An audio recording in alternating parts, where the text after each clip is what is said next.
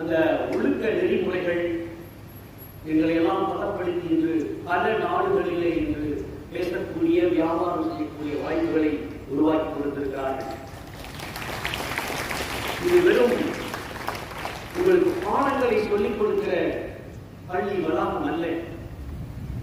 ஒழுக்க நெறிகளையும் நாம் சேர்த்து கற்றுக் கொடுக்கக்கூடிய இந்த இடத்திலே நாம் எதை கற்றுக்கொண்டிருக்கிறோம், அதை ஒவ்வொரு மாணவ செல்வங்களும் முன்வைத்து வாழ வேண்டும். அதுதான் உங்களை ஒரு உயரத்துக்கு எடுத்து செல்லுமே தவிர கடனுக்காக ஒரு பொறுப்பை ஏற்றுக்கொண்டு அல்லது படிப்பை ஏற்றுக்கொண்டு நாம் அதை செய்வோம் என்று சொன்னால் அது ஒரு உயரத்தை எட்ட முடியாது.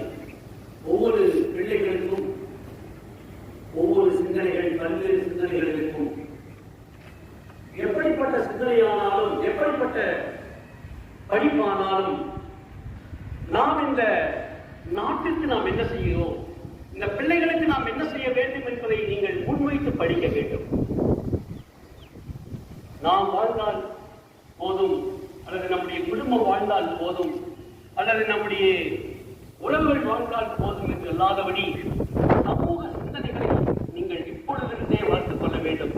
அதற்காகத்தான் உங்களை இந்த பள்ளியிலே இப்பொழுது ஒரு சிறிய தலைவர்களாக, அமைச்சர்களாக பொறுப்புகளை கொடுக்கிறார்கள். இதோடு மாத்திரம் நிற்கக்கூடாது என்பது அல்ல. இதை வெளி உலகத்துக்கு நீங்கள் எப்பொழுது கொண்டு செல்லப் போகிறீர்கள் என்பதை நீங்கள் தான் தீர்மானிக்க வேண்டும்.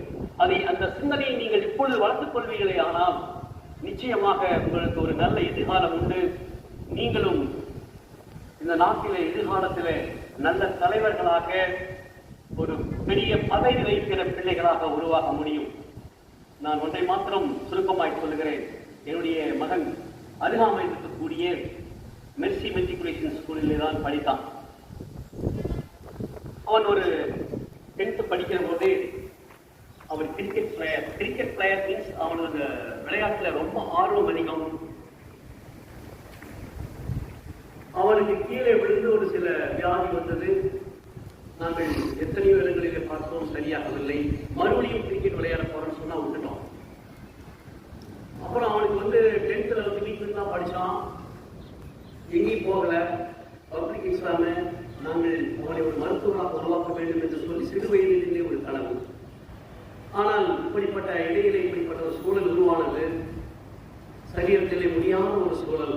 ஆனாலும் விடாமுயற்சியாக நாங்கள் அவனை எப்படியாவது படிக்க வைக்க வேண்டும் என்று சொல்லி அருகிலே இருக்கக்கூடிய மெர்சி மெட்ரிகுலேஷனில் ஃபர்ஸ்ட் குரூப் எழுன்னு சொல்லி சொன்னோம். அதுக்குண்டான மார்க் இல்லை. இருந்தாலும் என்னோடு என்னுடைய அலுவலகத்திலே ஆசிரியராக பணிபுரிந்த ஒரு மகன், அங்கு ஆசிரியராக பணிபுரிந்தவன் எங்களிடத்திலே வேலை செய்து அங்கு இருக்கக்கூடிய பிரின்சிபால் முருகேசன் என்கிற அந்த நண்பரிடத்திலே கூட்டி சென்று எப்படியாவது இவரை முதல் குரூப்பை சேர்க்க வேண்டும் என்று சொன்னார்கள். சேர்த்து விட்டோம். அவருடைய மனநிலை விளையாட்டிலே இருந்தது. ஒரு விடம் முடிந்தது. அந்த டீச்சர்ஸ் எல்லாம் என்ன கூட்டுவாங்க, அடிக்கடி என்ன கூட்டுவாங்க, சார் எப்படியாவது கூட்டிட்டு போயிருங்க, எங்களால வாயே பேச மாட்டேங்கிறான், என்னது வாயே பேச மாட்டேங்கிறான், கேள்வி பதில் சொல்ல மாட்டேங்கிறான், ஏதாவது சொன்னாதான் எங்களுக்கு புரியும்னு சொல்லுவாங்க. அந்த மிஸ் எல்லாம் அழுவாங்க. தயவுசெய்து உங்களால் எங்களுக்கு பெரிய பிரச்சனையா இருக்கு, எங்களை ரிசைன் பண்ணிக்க, பாஸ் பண்ணிக்க முடியல, ரிசைன் பண்ணிக்கேன்னு சொல்லுவாங்க. இது நடந்த உண்மை சம்பவத்துக்கான ஒரு இடத்துல சொல்லிக் கொண்டிருக்கிறேன். அவர்களும் அழுது எப்படியாவது இதை படித்து வைக்க விட வேண்டும் என்று சொல்லி என் முன்னாடியே அந்த பிரின்சிபல் சொல்லுவார், இவன் பாஸ் பண்ண பார்த்து மிஸ் இல்லைன்னா நீங்க ரிசைன் பண்ணிக்கணும். அந்த மிஸ் என் முன்னாடியே அழுது. சண்டே ஆச்சுன்னா சொன்ன என்ன செய்வாங்க, அந்த நேரம் காலையில் 5 மணிக்கு இருந்துச்சுன்னா அந்த கிரிக்கெட் பேட் எடுத்து நான் இதுக்கு போயிடுவோம். +2 அங்கிருந்து ஒரு சார் வருவார். காலையில் 5 மணிக்கு என்னோட வீட்டுக்கு வந்து இருந்துருவார். எப்படியா புஷ் போகணும். இன்னைக்கு அப்படி படித்த மகன் என்று அரசு மருத்துவராக இன்று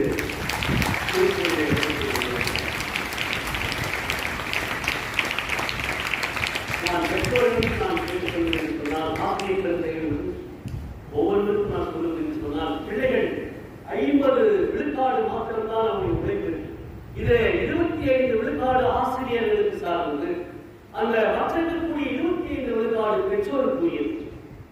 பாருங்க, இந்த பிள்ளைகளுடைய அந்த பசங்களை 50 விழுக்காடு என்பது மிகவும் அதிகமான ஒரு வார்த்தை. நீங்கள் சுமக்கிற பிள்ளைகள், ஆசிரியர்கள் உங்களுக்கு வழிகாட்டலாம், படிப்பை சொல்லிக் கொடுக்கலாம், பெற்றோர்கள் உங்களுக்கு வேண்டியதை கொடுக்கலாம். ஆனால் உங்களுடைய வாழ்க்கை உங்களுடைய கரங்கள் என்பதை நீங்கள் ஒருபோதும் மறந்து போகக்கூடாது. எதிர்காலத்திலே நாம் என்னவாக ஆக வேண்டும் என்பதை தீர்மானிக்கிறவர்கள் நீங்கள் ஒருவர் மாத்திரமே, நீங்கள் மாத்திரமே. அன்பு மாணவ செல்வங்களே, வரும் காலங்களில் நீங்கள் எல்லாம் இந்த நாட்டிற்கு ஒரு தூணாக, ஒரு விளக்காக, இதே பள்ளியிலே என்னை போல ஒரு சீஃப் கெஸ்டாக நீங்கள் எல்லாம் வர வேண்டும் என்று சொல்லி வாழ்த்தி இந்த வாய்ப்புக்கு நன்றி கூறி விடைபெறுகிறேன். நன்றி. ஆசிரியர்களின் மேன்மையையும் முக்கியத்துவத்தை குறித்தும், அதோடு மட்டுமல்லாமல் மாணவர்களாகிய நீங்கள் கல்வியாகிய அறிவு மற்றும் வளர்த்துக் கொள்வதோடு நின்று விடாமல் பல இடங்களில் தரங்கெடுக்க வேண்டும், தலைவர்களாக உருவாக வேண்டும், இலக்கை நோக்கி கல்விக்கு குறிக்கோள் இருக்க வேண்டும், சமூக சிந்தனைகளோடு பொறுப்புகளோடு விடாமுயற்சியோடு வாழ வேண்டும் என்று சொல்லியும், உங்கள் வாழ்க்கையில் உங்கள் கையில் நீங்கள் இந்த உலகின் இலக்காக ஒளியாக தொடர்ந்து வாழ வளர வாழ்த்து.